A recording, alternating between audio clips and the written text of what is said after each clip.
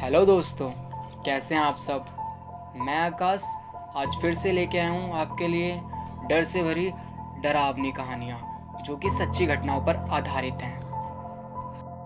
वैसे तो हमारा वास्ता किसी भी प्रकार के अंधविश्वास को बढ़ावा देना नहीं है। आइए शुरू करते हैं आज की कहानी जो कि रमेश जी ने हमें भेजी है। मैं रमेश, दिल्ली के एक हॉस्पिटल में काम करने वाला आम इंसान। ये बात उन दिनों की है जब मेरी हॉस्पिटल में न्यू वॉचमैन की जॉब लगी थी। जब मैंने शुरुआत में हॉस्पिटल जाना शुरू किया था तब मेरी मॉर्निंग की शिफ्ट थी और वहाँ का स्टाफ भी बहुत अच्छा था। और जब मेरी मॉर्निंग की शिफ्ट थी तब हॉस्पिटल में सब कुछ नॉर्मल था, अच्छा चल रहा था। पर हमारी जॉब में 2 शिफ्टें हुआ करती थी, एक शिफ्ट दिन की और एक शिफ्ट रात की। जब मेरी दिन की शिफ्ट ख़त्म हुई तब मुझे फिर रात की शिफ्ट में जाना पड़ता था। रात की शिफ्ट का पहला ही दिन था। हॉस्पिटल में कई जगहें ऐसी थी जहां रात के टाइम जाना मना था। उस टाइम मैं बाहर अपनी कुर्सी पे बैठा रहता था और मुझे इन सब जगहों के बारे में इतना ज़्यादा पता नहीं था क्योंकि अभी मेरी नई नई जॉब थी। पहले ही दिन रात के तकरीबन 1 बज रहे थे। अब मैं अपने वार्ड के राउंड पर गया और मेरे वार्ड के सारे पेशेंट लगभग सो चुके थे। इसके बाद मैं आकर अपनी कुर्सी पर दोबारा बैठ गया तो टाइम पास के लिए मैं अपना फ़ोन यूज़ करने लगा। तभी मुझे मेरे वार्ड की गैलरी के कोने के बाथरूम से आवाज़ आने लगी। मैंने सुना तो मुझे लगा शायद कोई दर्द से कराह रहा है, मानो उसको बहुत दर्द हो रहा हो और उसे किसी के मदद की ज़रूरत हो। और मैं उठकर वहाँ बाथरूम के साइड गया, लेकिन मैंने वहाँ देखा कि वहाँ कोई भी नहीं था। फिर मैंने पूरा बाथरूम देखा, लेकिन वहाँ फिर भी कोई भी नहीं था। अब मुझे लगा शायद ये आवाज़ कहीं और से आई होगी और मैं वापस आकर अपनी जगह पे बैठ गया और फिर से फ़ोन यूज़ करने लगा। कुछ टाइम बाद फिर से वही आवाज़ आने लगी, किसी के कराहने की। मैं दोबारा से उठा और फिर बाथरूम के साइड गया, लेकिन मैंने फिर देखा वहाँ कोई भी नहीं था।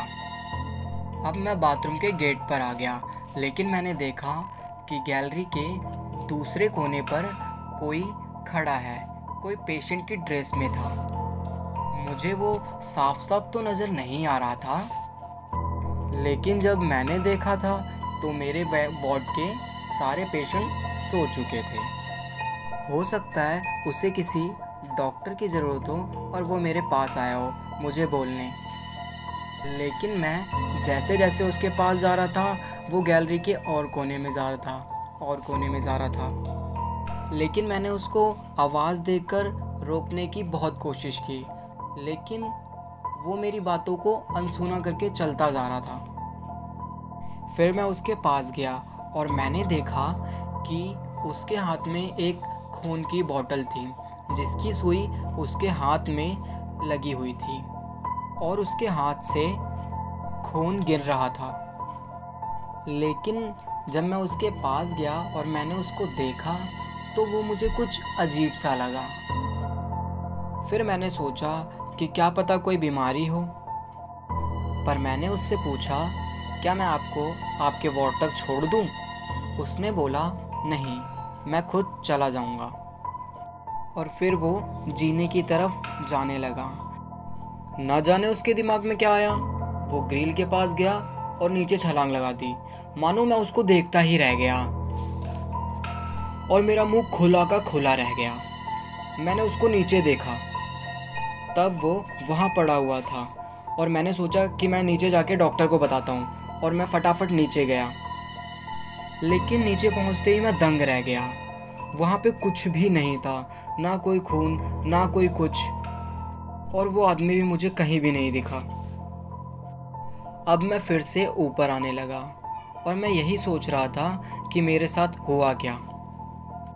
अब मैं आकर वापस अपनी कुर्सी पर बैठ गया और मैं ये सब सोच ही रहा था कि अभी मैंने क्या देखा। मुझे कुछ भी समझ नहीं आ रहा था।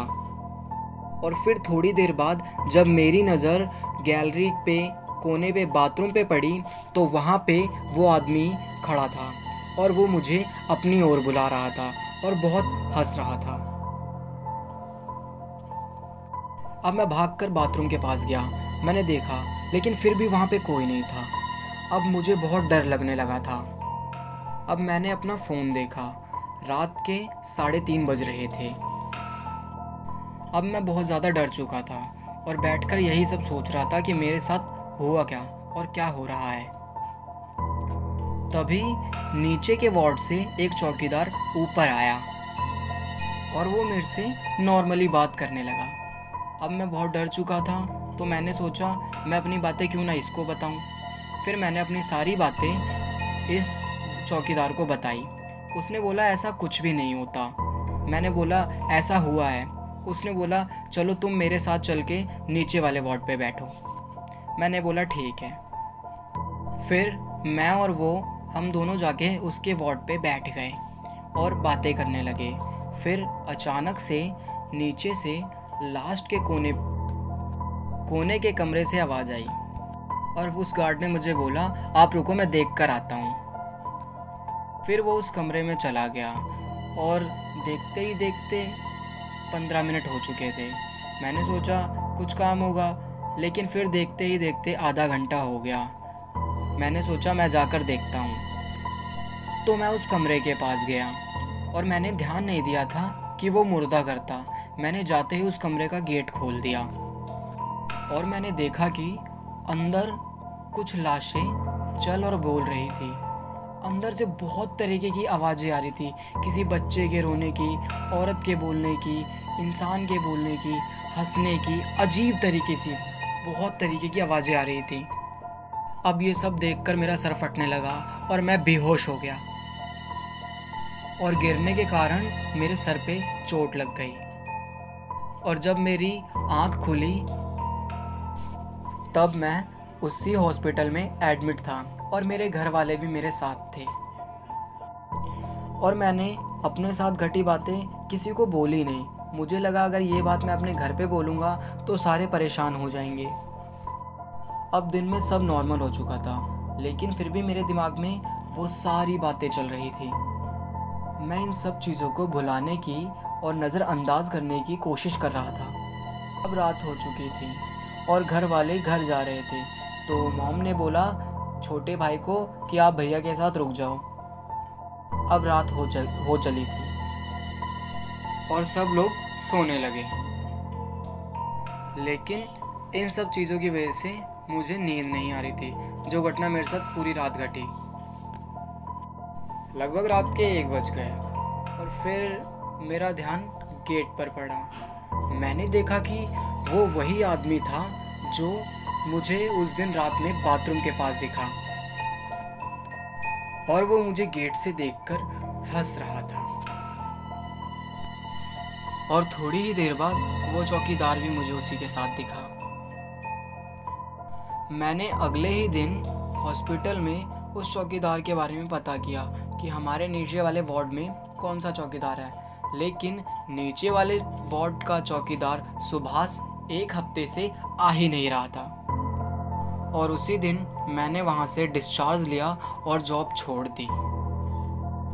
हेलो दोस्तों, कैसी लगी कहानी पसंद आई हो तो कमेंट करें और चैनल को लाइक करें, शेयर करें, सब्सक्राइब करें और बेल आइकन दबाना बिल्कुल ना भूलें।